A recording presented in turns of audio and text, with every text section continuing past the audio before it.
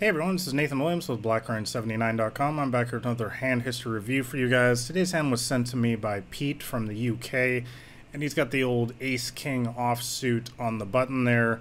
As you guys can see here, there's a short-handed game. There's only 4 players at the table, and we're playing 2 cent, 5 cent, or NL5, and everyone's got 100 big blinds pretty much or more.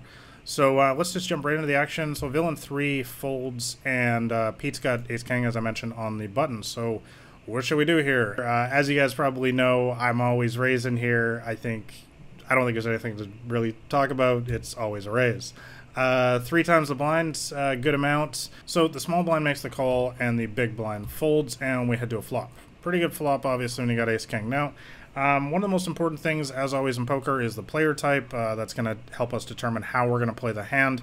And Pete didn't really give me anything to go on in this, which is okay. I mean, it happens often. I'm sure you guys have been in many situations before where you're playing against unknown opponents. So I'm pretty much just gonna we're just gonna play this essentially as an unknown opponent. So as I said, obviously it's one of the best flops you can get with Ace-King. A very dry board. There's really not too many draws out there. There's really only a handful of hands that we can possibly be behind at this point, and more importantly, there's a lot more hands that we can be ahead of with top pair, top kicker. Also, the other thing really to notice here, or to note here, is that this is short-handed poker. This is a four-player table, and I don't know if you guys have played a whole lot of short-handed poker before, but this is something that I kind of specialize in. I talk about it a lot on my blog, especially about how you can play in these short-handed games like this, 3-4 players. I love games like that because you're going to find fish a lot in these games. Because the thing is like, what do fish, or recreational players to be polite, what do they like to do? They like big action. They like to sit down right away, start playing. So a lot of tables like this I look for, because you'll often find rec players ready to go, and they're ready to gamble it up, and they're going to have like any ace in a spot like this. And they're going to be ready to gamble it up. And remember that this is NL5, right? You know, the max buy-in is $5 a cup of coffee, right? So you get a lot of people as well that don't really respect the stakes. That's why you get a lot more. You can find more crazier players at the lower stakes in general, whether it's online or live, because again, it's just not an amount of money that means a whole lot to most people. So I don't want to assume that this is a crazy recreational player, but that has to be in the back of our minds, I think, anytime we're playing small stakes, super small stakes poker like this, and especially when you're at a short-handed table like this as well. So villain 1 actually comes out for the donk bet of about 2/3 the pot, which is fairly interesting.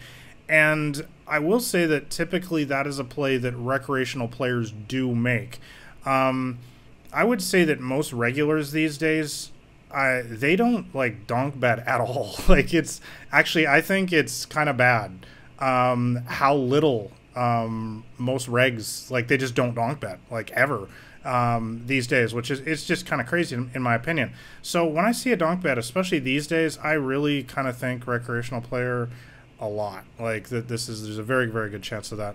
But in any case here, I really agree with Pete's decision here to raise it up 3 times, perfect amount. For all the reasons that I talked about before, you know, that we're so, you know, we have top pair, top kicker. There's way more hands that we are ahead of here compared to hands that we're behind. And I think that in a short-handed game like this, with the dynamics I talked about before, where people like to gamble a little bit more, possibly crazier players, that it's just a no-brainer to raise this up and to get more money in the pot. Because as I talked about, if you guys watched the video last week, you know my thoughts. You can't win a big pot if you don't start building it for them at these stakes. And so I love the way that Pete's played this hand throughout or so far. So what happens here? Oh, so villain 1, wow, he actually comes in for the 3-bet on the flop. Now that's super interesting.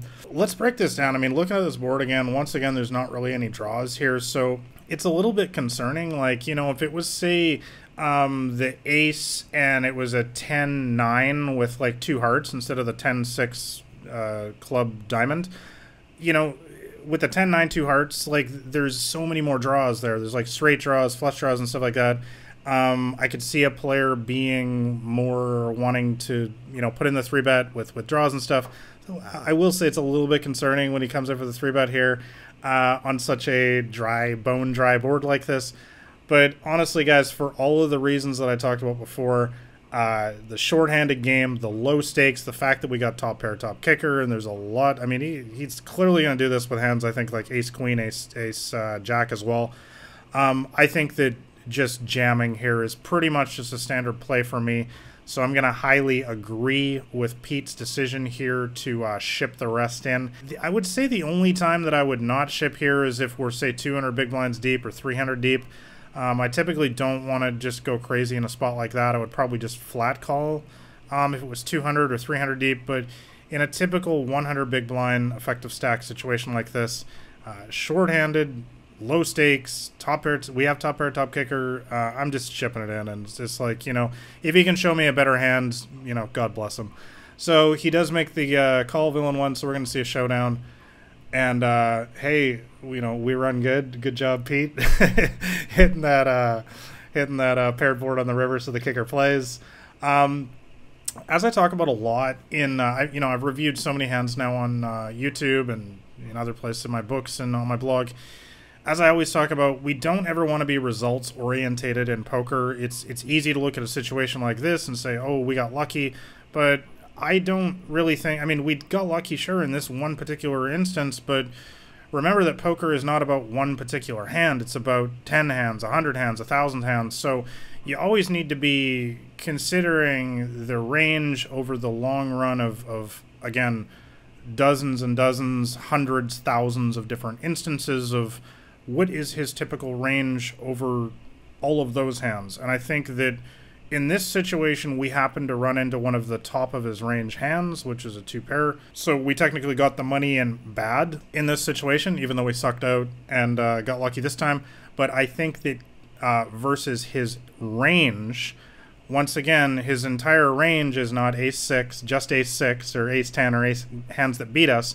It's ace-queen, it's ace-jack, it's random crap from some, recreational player goofball that decides to go crazy with jack-10 because it's shorthanded, it's small takes. It's so many other hands that we beat. Ace-8, ace-9, ace-7, again, recreational players who like to gamble, they could be in there with those hands as well. So I think that versus his entire range, I like the way that Pete played this hand. Always good to run good, but once again, I just want to make that distinction very, very clear. We happen to run into the top of his range in this situation, but it doesn't mean that we made a bad decision. I think that the decisions that Pete made throughout this hand were very good. So that's all I got to say about this hand.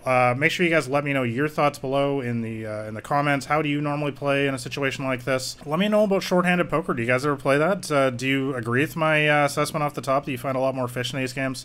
It's kind of a little tip that I throw in there sometimes. I highly, highly recommend playing in these kind of games. Make sure you like the video if you like seeing hand history reviews like this.